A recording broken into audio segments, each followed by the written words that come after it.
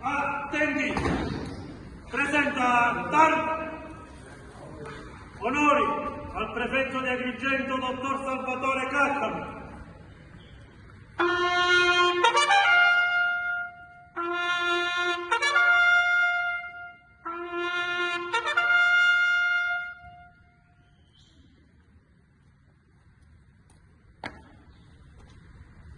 Picchetto d'onore pronto per la rassegna.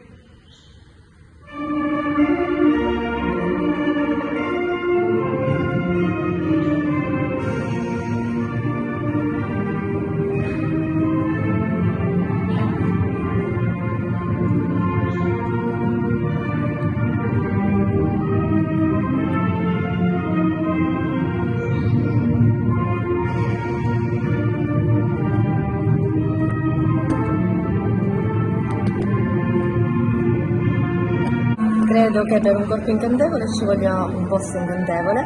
La polizia penitenziaria, oltre alle doti peculiari, unico corpo tra l'altro che può permettere di vantare delle specializzazioni assolutamente particolari, è un corpo molto tenace, è un corpo orgoglioso, è un corpo che per essere festeggiato deve essere festeggiato in un luogo assolutamente incantevole. Di certo quello che le posso assicurare è che io ho degli agenti giovanissimi che sono molto caparbi, osservatori, vigili, degli agenti anziani che sono allo stesso modo gente d'esperienza che riesce a cogliere immediatamente le sfumature, quindi soddisfatta. Vuol dire vivere mille emozioni, vuol dire occuparsi di una sentenza della Corte Costituzionale e delle carote del sopravvitto, ovvero significa riuscire a spaziare da un ambito all'altro.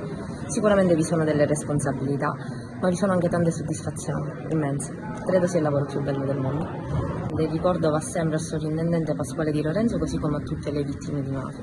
In particolare il sovrintendente è stato anche comandante facendo le funzioni dell'istituto.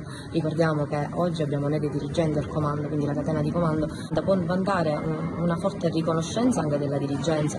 Ai tempi non c'era ancora la carriera di dirigenza, ma il sovrintendente ha saputo con la sua caparbietà, con l'integrità morale, raccontata ancora ai giorni nostri, gestire un carcere in un periodo particolarmente difficile, che non era sicuramente quello odierno. Viva la polizia penitenziaria!